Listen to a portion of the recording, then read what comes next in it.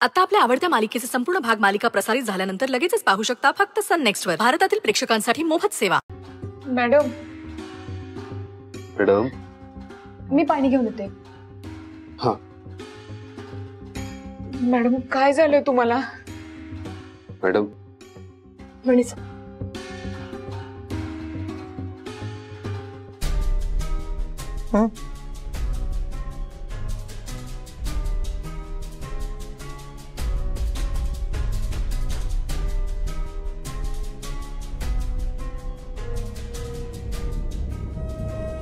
अहो कशाला उठताय? बर या इकडे इकडे टेकून बसा. बरं वाटतंय? पाणी घ्या.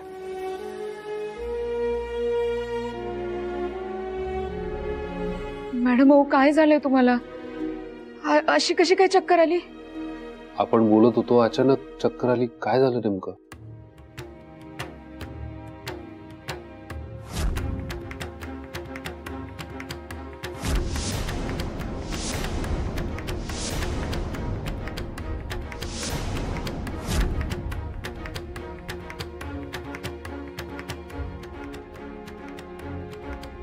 मॅडम काय झालं? बरं वाटत नाहीये का? डॉक्टरांकडे जाऊयात आपण. नाही नाही काही झालं नाही. मग अरे थोडासा अशक्तपणा आलाय.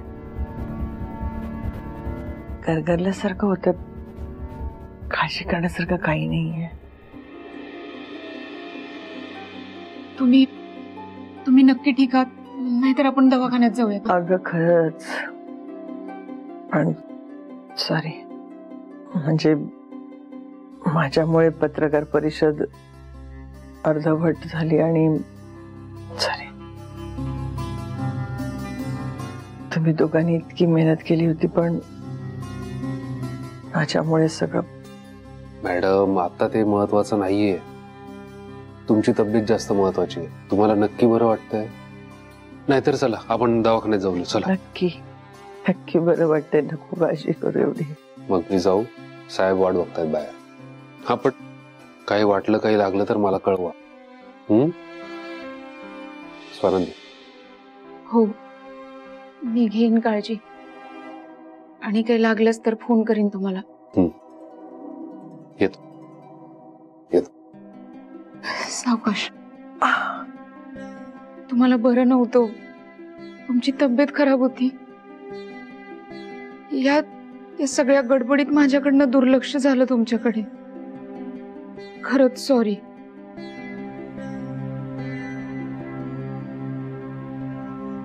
नाही असं काही नाही.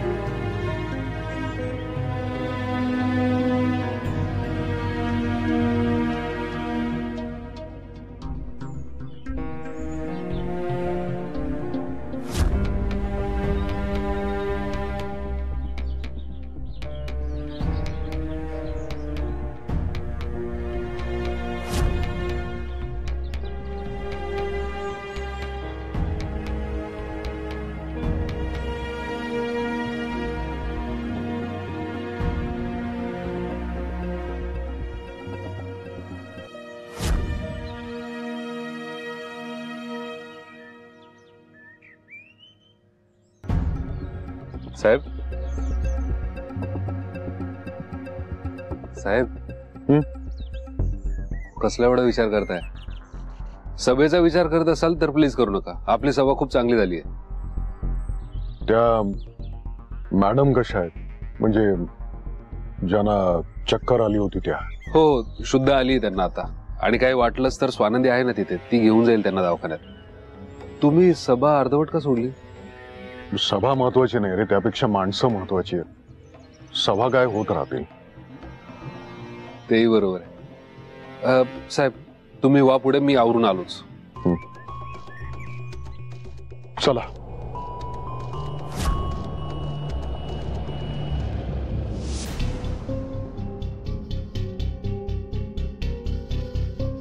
गोपी दादा थांबा, तुम्ही एक काम करा, पार्टी ऑफिस मध्ये जा, हे सगळं मी करतो. तिथे सगळ्यांना जमायला लावलं.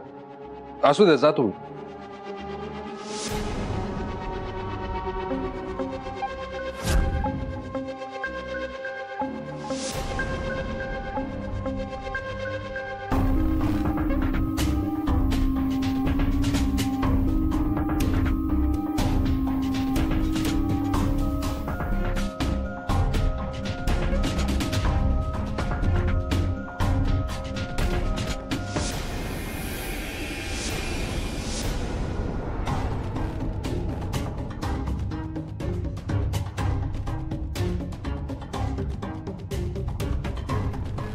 म्हणे कुठे होतास तू?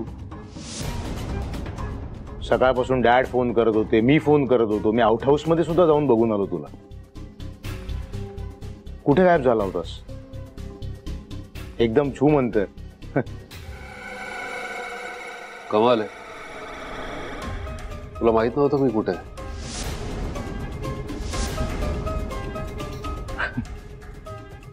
मला कसं माहिती असणार? तुझ्या मोबाईल मध्ये ट्रॅकर लावलाय का मी?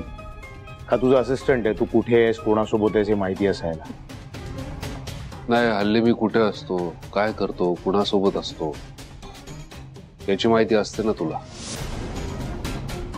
म्हणून वाटलं आत्ताही मी कुठे असेल, काय करत असेल, कुणासोबत असेल हे माहित असावं तुला.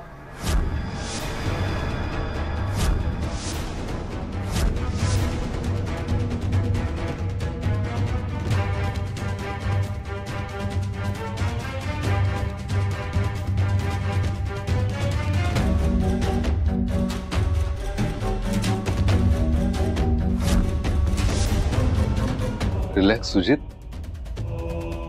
इतका का टेन्स झालाय? साहेबांची सभा सुरळीत पार पडावी याच्या नियोजनातच अडकलो होतो मी. माझं कामच करत होतो मी. बघितलं ना कसं चोख पार पाडलंय काम.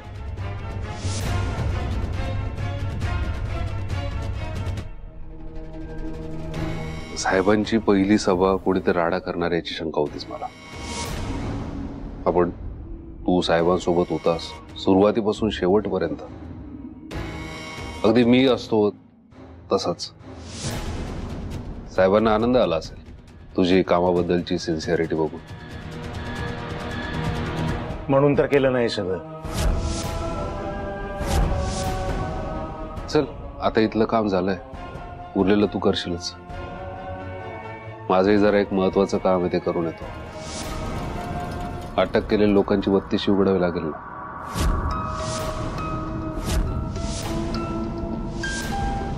येतो.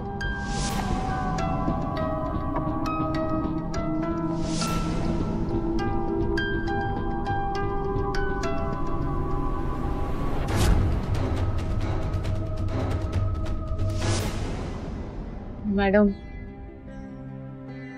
अहो काय झालंय नेमकं? तुम्हाला अजूनही बरं वाटत नाहीये का? बरं वाटत नसेल तर आपण डॉक्टरकडे जाऊयात. मॅडम, काय झालंय तुम्हाला? बोला की माझ्याशी, सांगा की मला सगळं. अगं काही बोलण्यासारखं नाहीच आहे, काही सांगण्यासारखं पण नाही. काही नाही झालं, मला थोडासा अशक्तपणा आहे. मी ठीक आहे खरंच. आणि तू का परकी आहेस का? काही सांगायचं असेल ना तर तुला नक्की सांगेन. बर, हे सूप पिऊन घ्या, बरं वाटेल तुम्हाला. थँक्यू.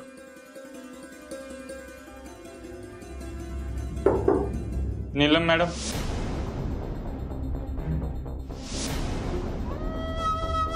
कोण? नीलम मॅडम. मी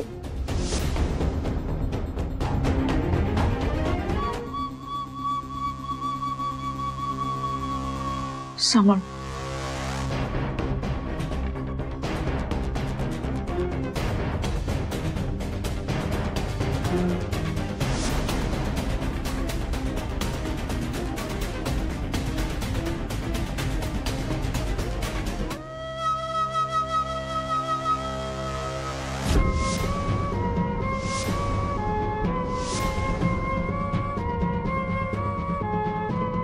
मॅडम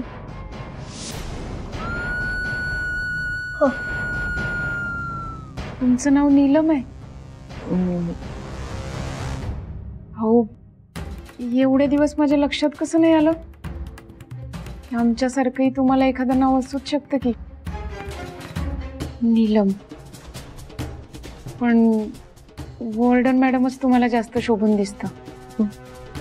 पण मॅडम त्यांना तुमचं नाव कसं माहिती? मी थोडा वेळ आराम करू. मी सूप पण पिणार. काळजी घ्या आणि काही लागलं तर मला आवाज द्या.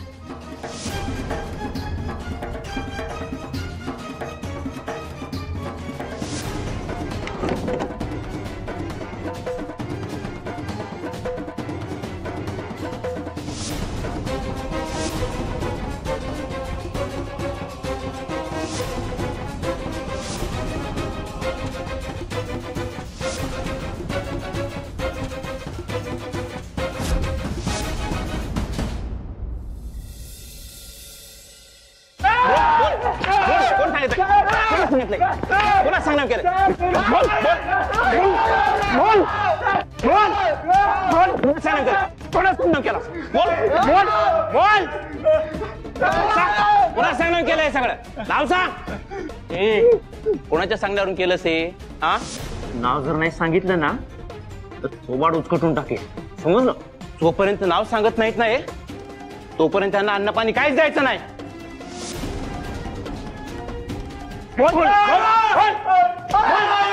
तू यांच्याकडून नावं काढून घेशील याची खात्री आहे मला, पण तू यांना कितीही मारलं तरी हे तोंड उघडणार नाही. पक्के प्रोफेशनल आहे ते. यांच्याकडून नाव काढून घेण्यासाठी दुसरा मार्ग काढावा लागेल.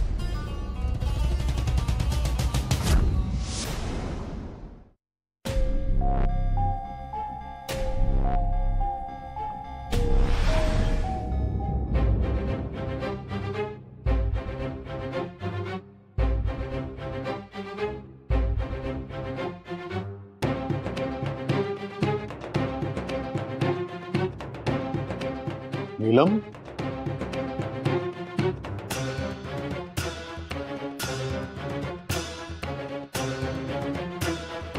किती वर्ष कुठे होतीस तू? अब मी जरा आवरतो.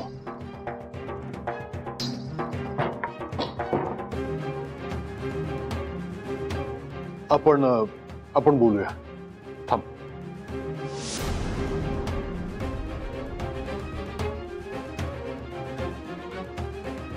अचानक हवेत विरल्यासारखी कुठे गायब झालीस तू माझ्या आयुष्यातून? कुठे कुठे शोधलं तुला आणि किती शोधलं तुला?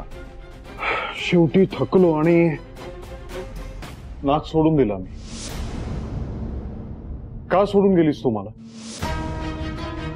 बस ना. मी सोडून दिली.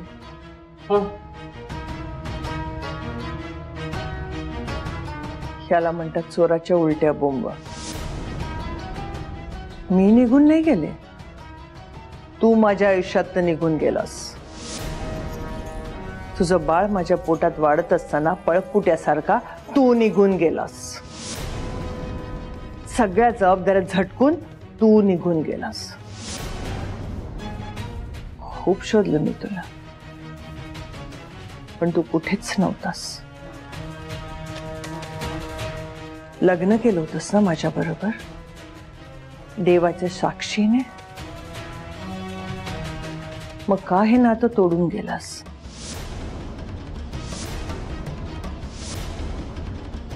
या अफाट जगात मला आणि बाळाला वाऱ्यावर सोडून तू निघून गेलास.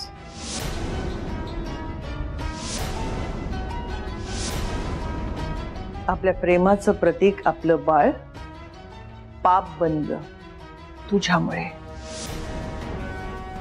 तरी सुद्धा मी बाळाला जन्म देण्याचा निर्णय घेतला, एकटीने त्याला वाढवण्याचा निर्णय घेतला.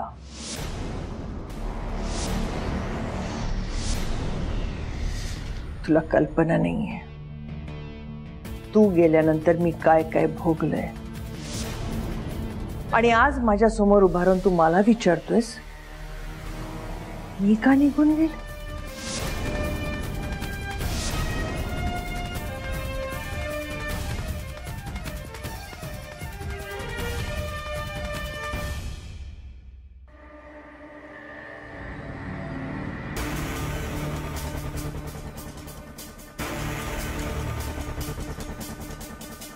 मी तुला कितीही समजवण्याचा प्रयत्न केला, कितीही तुला कारण सांगितली, तर ती तुला फुक्कळच वाटणार आहे याची मला कल्पना आहे. मी तुला खरंच सांगतोय, त्यावेळेला परिस्थिती जशी होती की माझ्याकडे दुसरा कुठलाही पर्याय नव्हता. मी तुला सपोर्ट करू शकत नव्हतो. आणि खरं सांगतोय, तुला शोधण्याचा मी खूप प्रयत्न केला. आपल्या बाळाची शपथ घेऊन. खबरदार माझ्या बाळाची शपथ घेतलीस तर.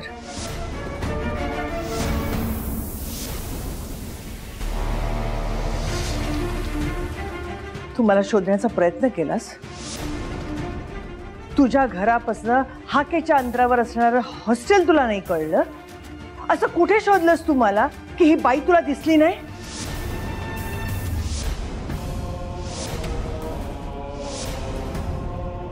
I am sorry. आपलं बाळ. आपलं? माझं बाळ. देवाने ही संधी सुद्धा हिरावून घेतली आणि माझं बाळ जन्मताच गेलं.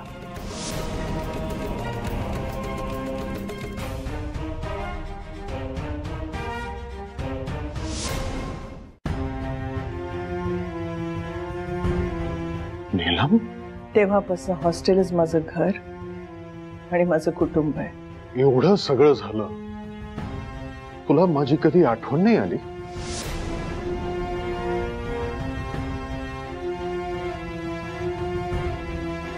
आयुष्यात असा एकही दिवस गेला नाही की मला तुझी आणि बाळाची आठवण नाही झाली. मग तू मला शोधण्याचा प्रयत्न नाही केलास? केला. खूप शोधण्याचा प्रयत्न केला. नंतर नशिबाने जे पदरात टाकलं ते स्वीकारलं.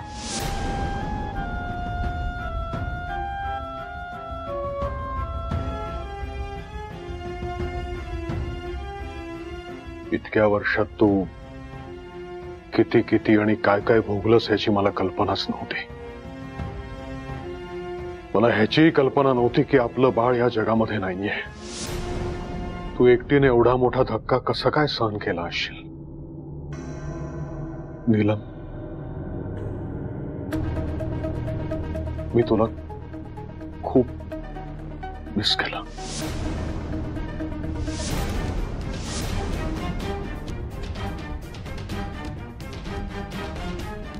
मिस केलंस मला. तुझ्याकडे बघून वाटत नाही की तू मला मिस केलं आणि तुला त्याची गरजही नाहीये. तुझं कुटुंब अगदी आनंदात जगतंय. एका अनाथ मुलाला तू अडॉप्ट केलं, इतकी दानत वाढली तुझी. खरंय, मी तुझ्याशी ज्या प्रकारे वागलो त्याचं प्रायश्चित्त म्हणून मणीला अडॉप्ट केलंय मी. लग्न केलं मी दुसरं. मला एक मुलगा पण आहे आणि त्याला वाढवतोय मी. समाजात राहण्यासाठी ज्या ज्या गोष्टी आवश्यक होत्या त्या सगळ्या केल्या मी. पण खरं सांगतोय मी, एक क्षणही असा गेला नाही की मला तुझी आठवण आली नाही. विश्वास ठेव माझ्यावर नीलम. बस.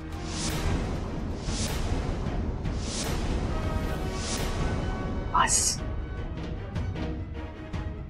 आपले संबंध कधीच संपलेत.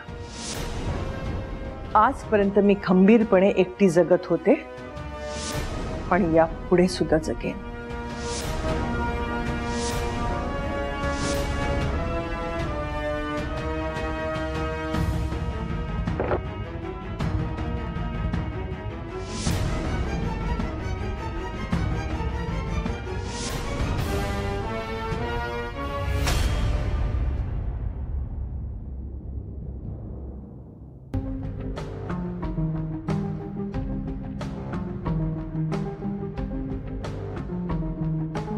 एवढ्या रात्री मॅडम कुठे गेल्या?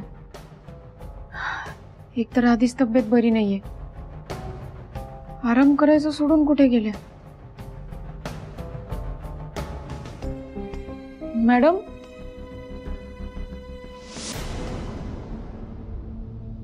मॅडम, अहो, कुठे गेले होते तुम्ही? अहो, मला सांगायचं ना, मी आले असते की तुमच्या सोबत.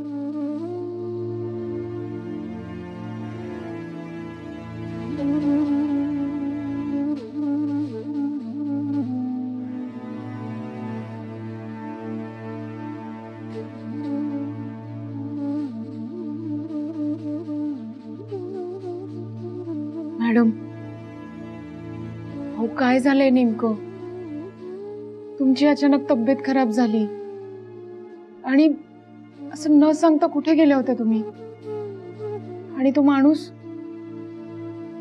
जो मगाशी चिठ्ठी घेऊन आला होता, त्याचा आणि तुमचा काही संबंध आहे का? कोण होता तो? कुणाची चिठ्ठी होती? काय लिहिलं होतं त्यात? मॅडम, सांगा ना काहीतरी. अहो, तुम्ही सांगणारच नाही तर मला कळणार तरी कसं? काय चाललंय तुमच्या मनात? काय सांगू, माझ्या भूतकाळाला काळोखाने ग्रासलंय. इतक्या वर्षानंतर मला वाटलं होतं सगळं संपलंय, पण नाही. आज पुन्हा ती काळी सावली माझ्यावर पडली. पण हे सगळं संपलंय आणि या काळोखात मला पुन्हा हात नाही घालायचा, म्हणून सगळं संपवायला गेले होते.